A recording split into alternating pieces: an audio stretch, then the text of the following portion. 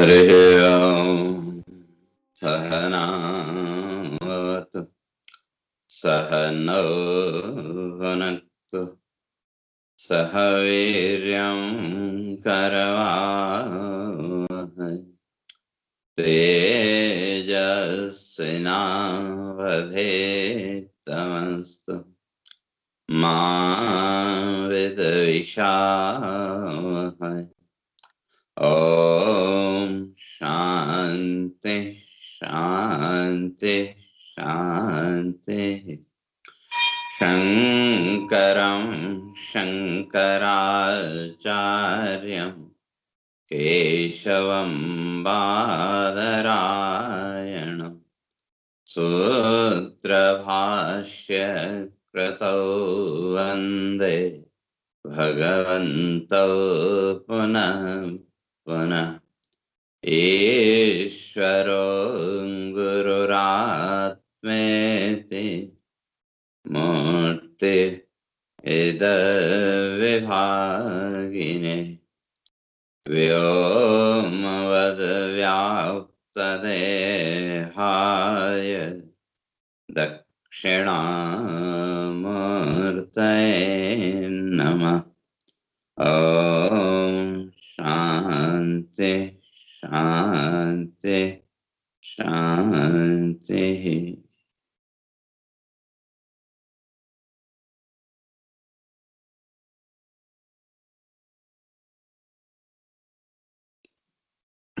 तो विचार चल रहा था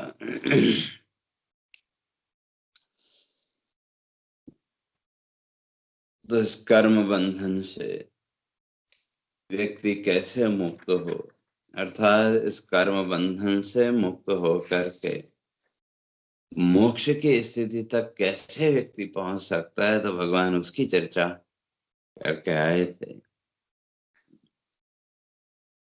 कि समः सिद्धौ असिद्धौ च कृत्वापि न निबध्यते।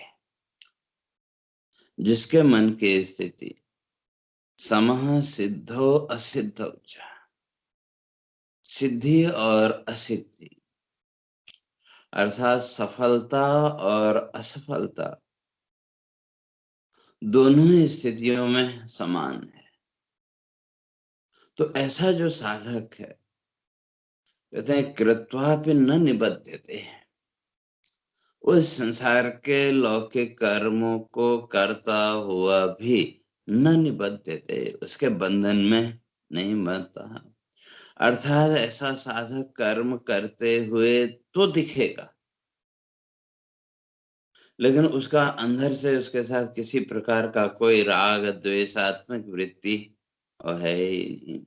तो उसी बात को आगे भगवान स्पष्ट कर रहे हैं 23वें श्लोक में कि गत संगस्य मुक्तस्य ज्ञानावस्थित चेतसः यज्ञायाचरतः कर्म समग्रम प्रविलीयते। गत संगस्य, ऐसा जो साधक है उसकी अब किसी भी वस्तु के साथ कोई आसक्ति है ही नहीं,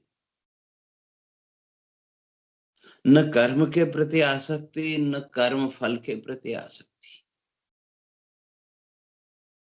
तो इन दोनों से जो मुक्त हो गए, क्योंकि जीवन में बंधन का कारण ये आसक्ति है, फलासक्ति है। क्योंकि कर्म फल के साथ आसक्ति रहेगी तो कर्म का संकल्प बनेगा, और एक कर्म संकल्प के साथ फिर अनेकों कर्म संकल्प जुड़ते चले जाएंगे। तो धीरे धीरे व्यक्ति इस संसार के कर्म बंधन में, कहें या जन्म मृत्यु का जो चक्र है, इस जन्म मृत्यु के चक्र में बनता चला जाएगा। और जो गत संगस्य है, जो इस कर्म की आसक्ति से मुक्त है, कर्म और कर्म फलासक्ति से जो मुक्त है, न कर्म फल के प्रति कोई इच्छा और न कर्म के प्रति, अर्थात सहज भाव से जीवन में जो कर्तव्य कर्म सामने आए, जो भी कर्म सामने आए उनको अपना कर्तव्य समझ के जो करता चला जाता है। तो ऐसा गत संगस्य मुक्तस्य, उस आसक्ति से जो मुक्त है। और ये जो आसक्ति, आसक्ति का अर्थ बार बार इस भौतिक जगत के सुख भोग की इच्छा, या शास्त्रकार कहते हैं पुनः पुनः विषयानुरंजन इच्छा, बार बार इस संसार का जो सुख दुख है, इस सुख दुख से अनुरंजन, अनुरंजन माना रंगना, इस सुख दुख में ही रंगे रहने की जो इच्छा, तो वही आसक्ति, वही राग। तो इस भाव से जिसका चित्त मुक्त हो गया, गत संगस्य, आसक्ति से मुक्त हो गया, मुक्त से ऐसा जो मुक्त, तो वो कौन का? ज्ञान अवस्थित चेतसः, और जिसने अपने चित्त को, अपने मन को ज्ञान में स्थित कर लिया। और ज्ञान का अर्थ कल चर्चा करके आए थे, निर्विकल्प ब्रह्म आत्मैक्य भाव, परमात्मा जिसको हम कहते हैं, ब्रह्म जिसको हम कहते हैं, उस ब्रह्म तत्व के साथ आत्म तत्व की एकता का भाव। और इसी को ऋषियों ने योग भी कहा कि चित्त द्वारेण आत्म ईश्वर संबंध, चित्त के माध्यम से, मन के माध्यम से स्वयं को उस ईश्वरीय सत्ता के साथ जोड़ना। और वो ईश्वरीय सत्ता है कैसी? तो कहते हैं निर्विकल्पम, उसका और कोई विकल्प है, अर्थात उस ब्रह्म भाव के अतिरिक्त, उस ब्रह्म बोध के अतिरिक्त और कोई वृत्ति चित्त में रहे ही नहीं। तो कैसे? अहम ब्रह्मेत्यवस्थानम समाधे ब्रह्मण स्थिति। तो ऋषि कहते हैं अहम ब्रह्म इति अवस्थानम, केवल अहम ब्रह्मास्मि कहने से नहीं हो, मुंह से तो हम बोलते रहते हैं अहम ब्रह्मास्मि, अहम ब्रह्मास्मि, मैं ही ब्रह्म हूं, मैं ही ब्रह्म हूं, केवल बोलने से नहीं। अहम ब्रह्म इति अवस्थानम, अहम ब्रह्म, मैं ब्रह्म हूं, इस भाव में चित्त का स्थिर होना, तो उसी का नाम समाधि है। समाधि का अर्थ तो आंख बंद करके थोड़ी देर बैठ गए, थोड़ी देर श्वास की प्रक्रिया को रोक लिया, उतने मात्र का नाम समाधि नहीं। इसलिए समाधि के दो भेद, एक सहज समाधि और एक प्रयासजन्य समाधि। इसलिए जो वेदांत की प्रक्रिया है, ज्ञान की जो प्रक्रिया है, वो सहज समाधि भाव को स्वीकार करती है। और सहज समाधि भाव का अर्थ है वृत्ति का तारतम्य, वृत्ति की एक रूपता। जैसे पहले भी कई बार मैंने उदाहरण दिया, आप अपने किसी प्रियजन को छोड़ने के लिए स्टेशन गए या एयरपोर्ट गए। अब आजकल तो बहुत से साधन है सूचना के, जरा आज से 30 साल पहले देखो, 30-35 साल पहले, उस समय ये सब साधन नहीं थे, मोबाइल वगैरह ये नहीं था। तो जिस प्रिय व्यक्ति को आप स्टेशन या एयरपोर्ट छोड़ने गए, उसको कहीं जाना है, चाहे बेटा बेटी जो भी है, जैसे ही आप उसको वहां छोड़ के आए, उसके साथ ही आपका सारा ध्यान उस व्यक्ति पर केंद्रित हो जाता था कि नहीं? और वो सारी ध्यान की प्रक्रिया कब तक रही? जब तक उस व्यक्ति की सूचना आपको दूसरी सूचना न मिल जाए कि उसको जहां जाना है वहां वो ठीक ठाक पहुंच गया, ये सूचना जब तक आपको नहीं मिली तो तब तक आपका सारा चिंतन, आपके मन की समग्र वृत्ति उस व्यक्ति पर ही केंद्रित रहती है कि नहीं। और जैसे आपको उसकी सूचना मिली, वही व्यक्ति सही सलामत ठीक ठाक अपनी जगह पे पहुंच गया, तो उसके साथ ही वो वृत्ति का तादात्म्य भी आपका गायब हो गया। लेकिन इतनी देर आपके जीवन के जो रोजमर्रा के कार्य हैं, आपके जीवन का जो डेली रूटीन है, वो भी चलता रहा कि नहीं। अब प्रश्न ये है कि वो आपके जो रोज के कार्य हैं, वो आप करते हैं या होते हैं। सामान्यतया हम कहेंगे करते हैं, लेकिन ऐसा नहीं, होते हैं। हमारा जो रोज का अभ्यास है, उस अभ्यास के द्वारा उस रोज के जो कार्य हैं वो अपने आप होते चलते हैं। क्यों? आपका तो वहां ध्यान नहीं, आपका ध्यान तो उस व्यक्ति पर केंद्रित है। तो ठीक इसी तरह से ज्ञानावस्थित चेतसा, जिसने अपनी चित्त वृत्ति को उस ब्रह्म भाव में स्थिर कर दिया, जिसके चित्त की वृत्ति उस ब्रह्म भाव में स्थिर है, तो ऐसा जो व्यक्ति है फिर कर्म करेगा नहीं, उसके जीवन में कर्म होगा। और उस स्थिति में किया गया कर्म कहते हैं वो यज्ञ कहलाए। तो अब उस स्थिति तक पहुंचने के लिए भी यज्ञ कर्म करना पड़ेगा। इसलिए यहाँ दोनों तरफ अर्थ करना, तो उस स्थिति में पहुंचने के लिए यज्ञ कर्म करना पड़ेगा। और वो यज्ञ कर्म क्या करेगा? समग्रम प्रविलीयते, हमारे जीवन के सारे अशुभ निवृत्त कर। इसलिए शास्त्रकार कहते हैं तम विदित्वा न कर्मणा लिप्यते पाप के। तो जिसने उस आत्मसत्ता को, उस तत्व को जान लिया, क्योंकि ज्ञान के बिना, बोध के बिना चित्त वृत्ति का तादात्म्य, चित्त वृत्ति की एक रूपता संभव नहीं है। और जैसे जैसे व्यक्ति स्वयं के चिंतन के द्वारा, शास्त्र चिंतन के द्वारा उस ब्रह्म भाव को स्पष्ट करता चलेगा, यह शास्त्र चिंतन के द्वारा जैसे जैसे आत्मा का ब्रह्म भाव स्पष्ट हो,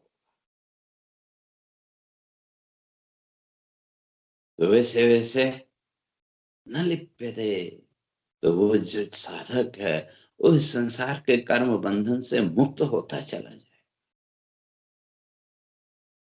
इसलिए वो ब्रह्म बोध, वो चिंतन के बिना संभव नहीं। इसलिए कल चर्चा करके आए, इसलिए शास्त्रकार कहते हैं कि विचार है तस्मात् जगत जीव परात्मना।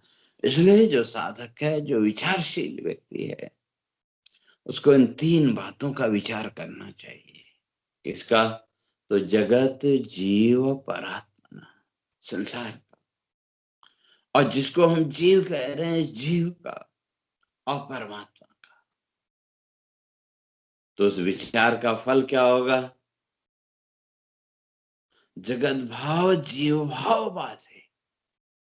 संसार का भाव, जगत भाव और जीव भाव, मैं हूं का ये भाव, ये दोनों बाधित हो जाएंगे। और बचेगा क्या? ब्रह्मेव अवशिष्यते, केवल एकमात्र ब्रह्म भाव बचेगा। अब रही बात चिंतन की, विचार की, तो उस विचार के लिए भी हमारे ऋषि कहते हैं कि वे दो चीजें अनिवार्य, एक शास्त्र और दूसरा अपने जीवन का अनुभव। शास्त्र ज्ञान शब्द ज्ञान, शब्द ज्ञान, और उस शब्द ज्ञान को अपने जीवन के अनुभव के साथ जोड़ना। और जो शास्त्र है वो कोई अलग से कोई बात कहता है ऐसा नहीं, वो आपके जीवन के अनुभव की बात कहता है। तो उस शास्त्र की जो बातें हैं, जो शास्त्रीय वाक्य हैं, उनका अर्थ, उनका चिंतन और अपने जीवन के अनुभव, इन दोनों को एक साथ मिला करके देखो, विचार करो, चिंतन करो, तो कुछ न कुछ निष्कर्ष पर आप पहुंचे। और जैसे जैसे स्वसत्ता बोध,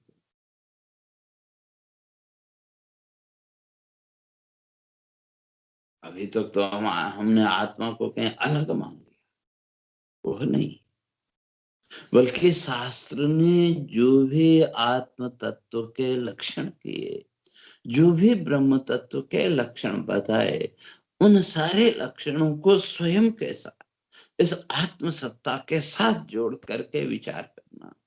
और जैसे जैसे विचार करेंगे, जैसे जैसे चिंतन की प्रक्रिया आगे बढ़ती जाएगी, जैसे जैसे स्वयं की व्यापकता का, स्वयं के निर्लिप्तता का, स्वयं की शुद्धता का बोध स्पष्ट होता जाएगा, वैसे वैसे गत संगस्य, इस संसार के साथ जो हमारा आसक्ति का भाव, जैसे मैंने कल भी कहा, इस भौतिक जगत की प्रक्रिया को, जिसको हम सच्चा मान के पकड़ के बैठे हैं, वो धीरे धीरे वो जो ग्रंथि है, वो जो मन की गांठ है, वो धीरे धीरे खुलेगी। एक दिन में हो जाएगा ऐसा नहीं, क्योंकि तीन ग्रंथियां, तीन गांठें बड़ी मजबूत मानी है शास्त्रकारों ने। देह ग्रंथि सबसे पहली जो ग्रंथि है, वो शरीर की ग्रंथि है, देह ग्रंथि है। मैं मेरा का भाव, मैं ये हूं, मैं वो हूं, तरह तरह के भाव। और दूसरी ग्रंथि स्त्री पुरुष की ग्रंथि, मेल फीमेल।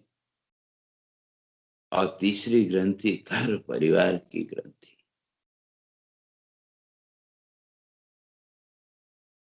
तो इनमें सबसे दृढ़ जो ग्रंथि है वो है देह ग्रंथि। और ये देह ग्रंथि है तो उसके साथ दूसरी गांठें भी फिर आती गई। देह ग्रंथि का मतलब शरीर को मैं मानने की जो वृत्ति, मैं ये हूं, मैं वो हूं, ये जो देह ग्रंथि है, जो शरीर ग्रंथि, ये जैसे जैसे ये ग्रंथि खुलेगी, जैसे जैसे ये गांठ, नॉट, KNOT, नॉट, ये गांठ जैसे जैसे जीवन की खुलती जाएंगी, तो ये जो हमने मान्यताओं में स्वयं को बांध के रखा है, इस संसार के मान्यताओं में जो हमने स्वयं को जकड़ के रखा है, इन मान्यताओं से, इन ग्रंथियों से व्यक्ति ऊपर उठता चला जाए। और जैसे जैसे ये ग्रंथियां जीवन की टूटेंगी, ये गांठें टूटेंगी, कर्म तो करना है, लेकिन वो कर्म यज्ञ कर्म बनता चला जाए। इसलिए भगवान कहते हैं यज्ञायाचरतम कर्म। इसलिए जो साधक है, क्योंकि जो ज्ञानी है, ज्ञान अवस्थित चेतसा, जिसने अपने चित्त को उस ब्रह्म भाव में स्थिर कर लिया, वो तो क्या है, गत संगस्य मुक्त, वो तो इस संसार की आसक्ति से मुक्त हो गया। उसके तो जीवन का प्रत्येक कर्म यज्ञ कर्म अपने आप बन रहा है। लेकिन जो अभी साधक की श्रेणी में है, जो अभी उस लेवल तक नहीं पहुंचा, चित्त को अभी उस ब्रह्म भाव में स्थिर नहीं कर पाया, बोध है, समझ गए, लेकिन अभी वो ब्रह्म भाव चित्त में स्थिर नहीं हो पाया, कहीं न कहीं ये देह ग्रंथि फिर खींच के ले आती, तो भगवान शंकराचार्य जी कहते हैं उसके लिए भी चिंता मत करो, उसके लिए दुखी मत हो।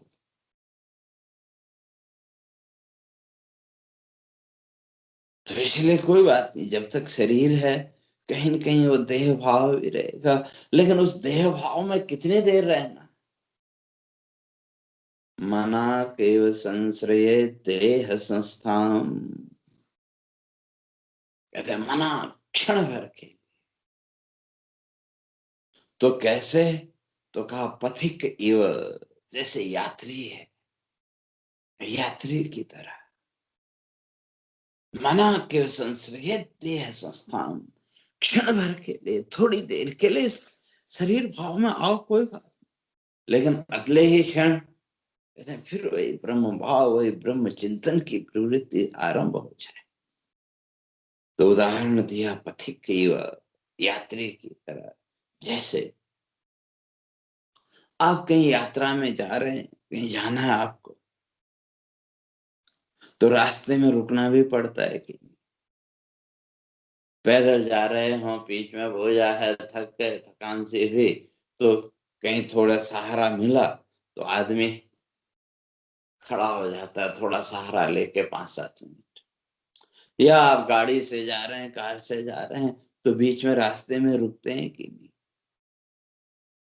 लेकिन कितनी देर के लिए? जितना आवश्यक है उतना ही, उससे ज्यादा नहीं। और उसमें भी कोशिश होती है कि जल्दी से जल्दी आप अपने लक्ष्य तक पहुंच जाएं।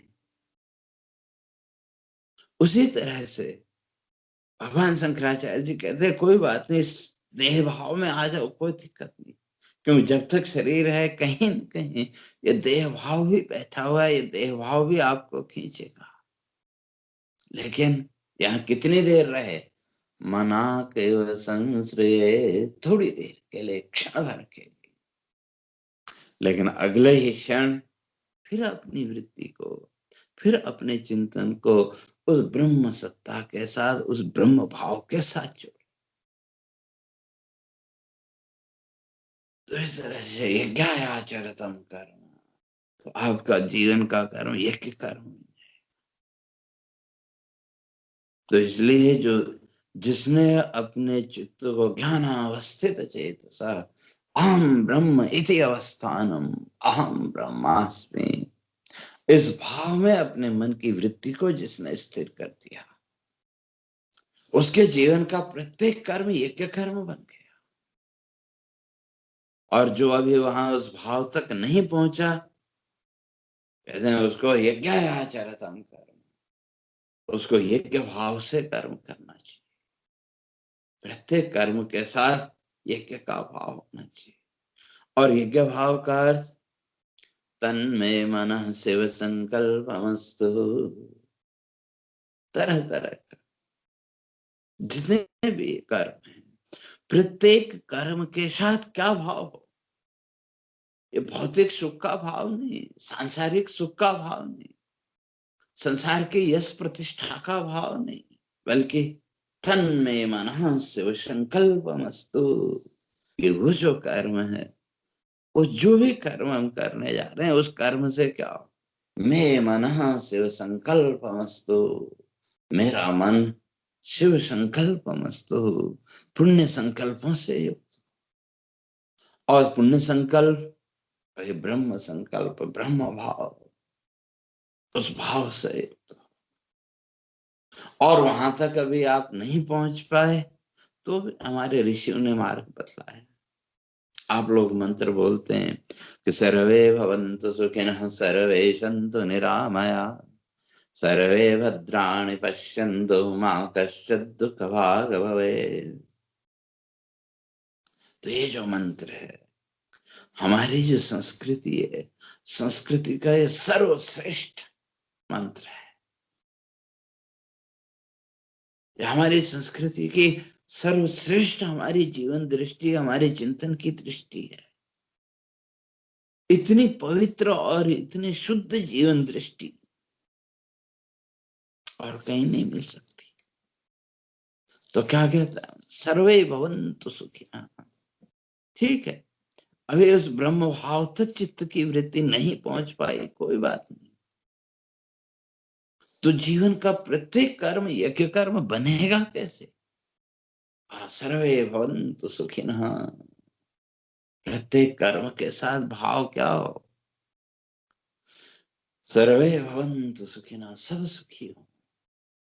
क्योंकि अभी तक तो हमने अपने कर्म और कर्म फल के साथ किसको जोड़ा? मैं और मेरा। मैं और मेरा के इस बंधन से, मैं और मेरा की दृष्टि से हम अपने को बाहर ही नहीं निकाल पाए। इसलिए ये जो मैं मेरा का बंधन है, ये जो भौतिक जगत की जो बंधन दृष्टि है, इस दृष्टि से स्वयं को बाहर निकालने के लिए महर्षि कहते हैं कि वे अपनी दृष्टि को थोड़ा परिष्कृत करो, उसको थोड़ा शुद्ध करो। तो कैसे? तो सर्वे भवन्तु सुखिनः, सब सुखी हो। अर्थात हमारे जीवन का जो कर्म, जो भी जीवन में कर्म सामने आया, उसके साथ हमारे मन का जो भाव है वो कैसा हो?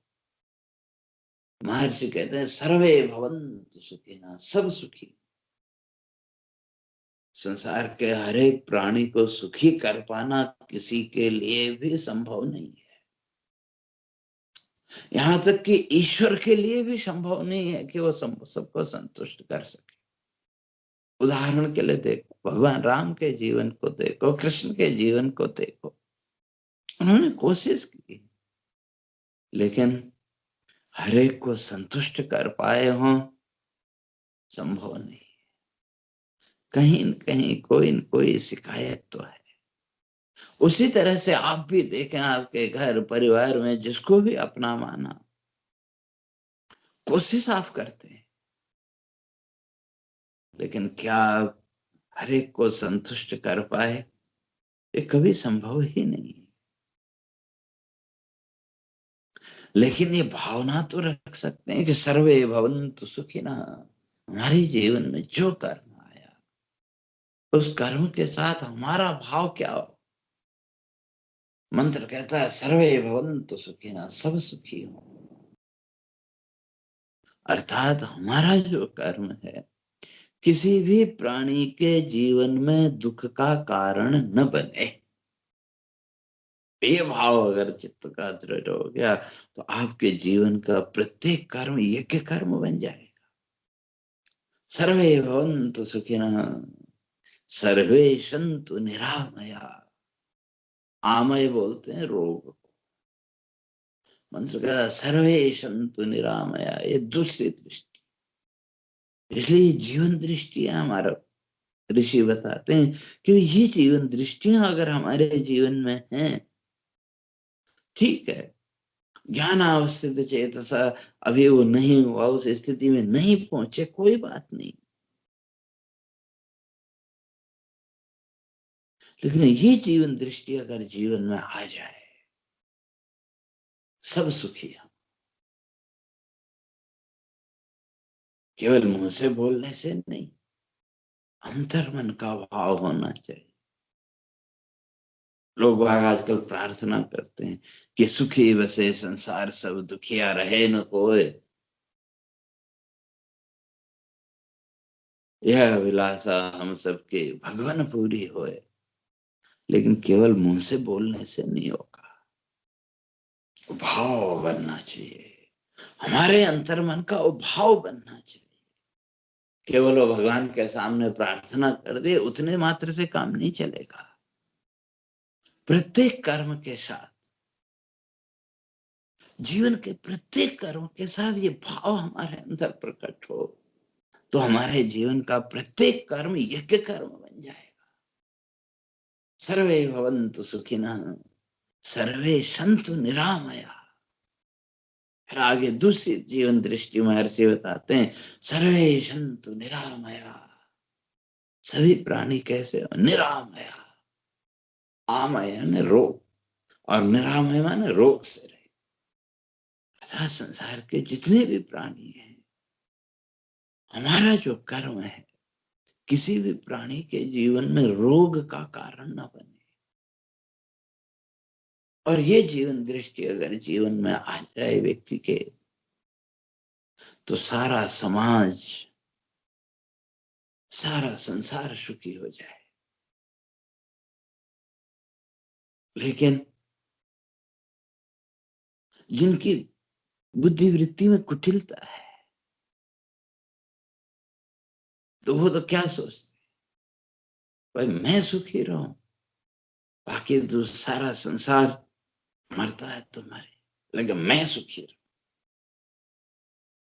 और ऐसे जो वृत्ति है वो आसुरी वृत्ति, ईश्वरो हम अहम भोगे सिद्धो हम बलवान सुखी। तो भगवान स्पष्ट करेंगे कि मैं ईश्वर बन जाऊं, मैं ही ताकतवर रहूं और मैं ही सुखी रहूं। ये जो जीवन दृष्टि है, भगवान कहते हैं ये आसुरी दृष्टि है। दैवी दृष्टि तो ये है कि सर्वे भवन्तु सुखिनः, सब सुखी हो। ये दिव्य दृष्टि है, दैवी दृष्टि है, दैवी सोच है। सर्वे सन्तु निरामया, सब प्राणी जो है तो उस रोग से मुक्त हो। अर्थात हमारे जीवन का कोई भी कर्म किसी भी प्राणी के जीवन में रोग का कारण न बने। सर्वे भद्राणि पश्यन्तु मा कश्चित् दुःखभाग् भवेत्। सर्वे भद्राणि पश्यन्तु, सब जीवन में अच्छा ही देखें। अर्थात हमारे जीवन का कर्म किसी के भी जीवन में बुरा देखने का कारण न बने। मा कश्चित् दुःखभाग् भवेत्, किसी भी प्राणी के जीवन में किसी प्रकार का कोई दुख आए। अर्थात हमारा कर्म किसी के भी जीवन में दुख का कारण न बने, पीड़ा का कारण न बने। ये जीवन दृष्टि अगर हमारी बन गई, जीवन के प्रत्येक कर्म के साथ अगर ये दृष्टि हम बनाने में सफल हो गए, तो हमारे जीवन का प्रत्येक कर्म यज्ञ कर्म बन जाए। तो ही भगवान के यज्ञाचरतम कर्म, तो इस यज्ञ भाव से यह तन्मे मनः शिव संकल्पमस्तु, इस कर्म के द्वारा, उस यज्ञ कर्म के द्वारा, जीवन के कर्म के द्वारा क्या हो, मैं मनः शिव संकल्पमस्तु, मेरा मन पुण्य संकल्प से युक्त हो। मेरे मन में पुण्य संकल्प आए, अच्छा संकल्प आए, अच्छा विचार आए।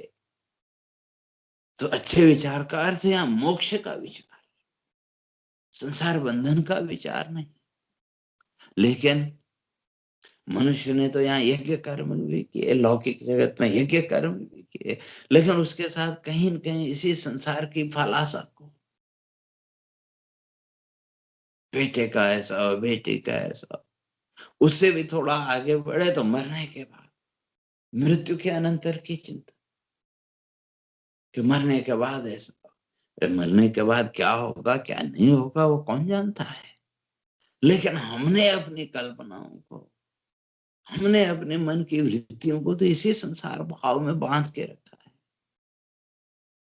तो जब तक ये चित्त वृत्तियां इस संसार के फल भोग में बंधी हुई हैं, तो तब तक यज्ञ कर्म नहीं हो सकता। यज्ञ कर्म करने पर भी, उस यज्ञ का अहंकार बांधने पर भी वो यज्ञ नहीं गिना जाएगा।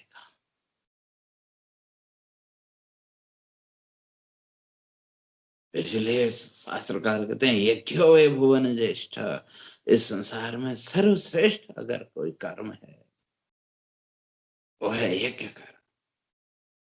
लेकिन वो यज्ञ कर्म का अर्थ वो केवल भगवान के सामने चार मंत्र बोल के आहुति दे दी तो हमने तो उसी को यज्ञ समझ लिया, वो यज्ञ नहीं, वो तो भौतिक है। वास्तविक यज्ञ वही है कि तन्मे मनः शिव संकल्पमस्तु, जिस कर्म के द्वारा, जिस यज्ञ के द्वारा आपकी चित्त की वृत्ति शुद्ध हो, ज्ञान अवस्थित चेतसा, आपका चित्त, आपके मन की वृत्तियां उस ज्ञान भाव में, उस ब्रह्म भाव में स्थिर हो सके, तो वही वास्तविक यज्ञ कर्म है। तो ऐसा जो यज्ञ कर्म है, यज्ञायाचरतः कर्म, तो यज्ञ भाव से किया गया जो कर्म, कहते हैं समग्रम प्रविलीयते, वो आपके जीवन के समस्त अशुभ का नाश कर देगा। अर्थात समग्रम, ये जो भी जन्म मृत्यु का जो बंधन है, जितना भी ये समग्रम प्रविलीयते, ये सारा का सारा क्या हो जाएगा, सब उसका नाश हो जाएगा, सब समाप्त हो जाएगा। और जब कोई कर्मफल शेष ही नहीं बचा तो फिर जन्म किसका होगा, फिर जन्म भी नहीं होगा। इसलिए समग्रम प्रविलीयते, तो वो जो यज्ञ कर्म है, कहते हैं वो आपके जीवन के समस्त अशुभ को, समस्त पाप का नाश कर देगा। तो अब वो यज्ञ कर्म क्या हो, कैसे वो वृत्ति मन की बने, कैसे कैसे वो मन की वृत्ति को स्थिर करें, ये प्रश्न मन में उठेगा। तो उसके लिए भगवान आगे 24वें श्लोक में इस बात को स्पष्ट करते हैं, ब्रह्मार्पणम ब्रह्म हविः ब्रह्माग्नौ ब्रह्मणाहुतम् ब्रह्मेव तेन गंतव्यम ब्रह्म कर्म समाधिना।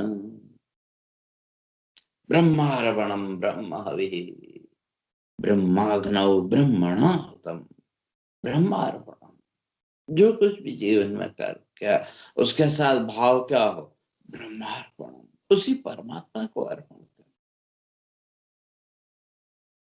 और उस परमात्मा को अर्पण करने के लिए तो दृष्टि हमको बनानी पड़ेगी, ब्रह्मार्पणम, उस परमात्मा को अर्पित। लेकिन उसके से पहले वो परमात्मा दृष्टि हमको बनानी पड़ेगी।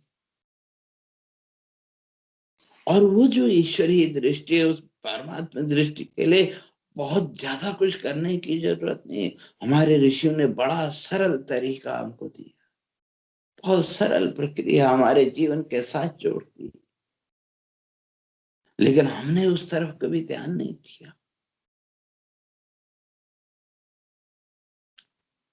आप घर में तुलसी की पूजा करते हैं, जिस समय आप उस तुलसी के पौधे की पूजा करते हैं, उस समय वो आपकी दृष्टि में क्या है, ईश्वर का एक रूप या केवल एक पौधा मात्र। उस समय कहीं न कहीं ईश्वरीय रूप में हम उसको देखते हैं, लेकिन हमने तो अपनी दृष्टि को वहीं सीमित कर दिया, वहीं बांध दिया।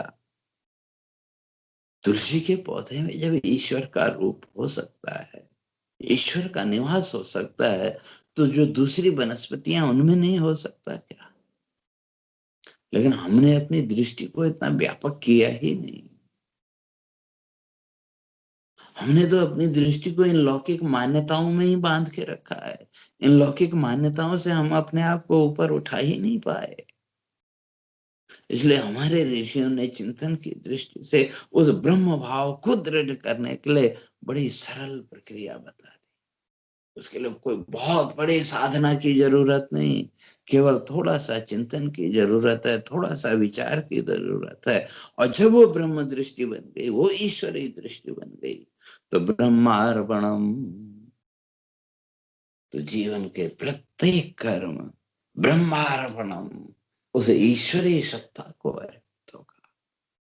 तो वो अर्पण का भाव, वो दृष्टि जब बनेगी, तो ब्रह्मार्पणम ब्रह्म वे ब्रह्माग्नो ब्रह्मणाहुतम ब्रह्मेव तेन गंतव्यम ब्रह्म कर्म समाधिना। तो भगवान कहते हैं फिर वहां उस ब्रह्म भाव के अतिरिक्त और वहां फिर कुछ रहेगा ही नहीं। तो इसलिए ज्ञान अवस्थित चेतसः, तो वो दृष्टि जब जीवन में बन जाएगी, तो आपका चित्त, आपका अंतस उस ब्रह्म भाव के साथ जुड़ जाएगा, उस ब्रह्म भाव में स्थिरता आ जाएगी। और वो जो ब्रह्म भाव है, वो समग्रम प्रविलीयते, वो आपके जीवन के समस्त अशुभ को, आपके जीवन के समस्त कर्म बंधन का वो लय कर देगा, नाश कर देगा। और जब कोई कर्म बंधन है ही नहीं, कोई कर्म का संकल्प है ही नहीं, कोई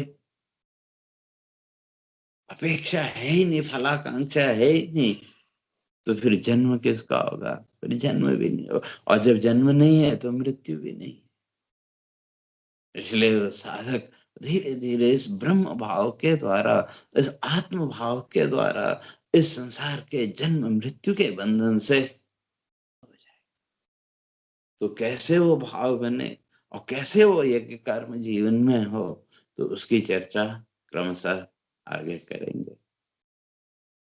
सीधे होकर बैठे। हरि ओम। पूर्णमदः पूर्णमिदं पूर्णात् पूर्णमुदच्यते पूर्णस्य पूर्णमादाय पूर्णमेवावशिष्यते। ॐ शान्ति शान्ति शान्ति। शङ्करं शङ्कराचार्यं केशवं बादरायणं सूत्रभाष्य कृतौ वन्दे भगवन्तौ पुनः पुनः। ईश्वरो गुरुरात्मेति मूर्तिभेदविभागिने व्योमवद्व्याप्तदेहाय दक्षिणामूर्तये नमः। ॐ शान्ति शान्ति शान्तिः।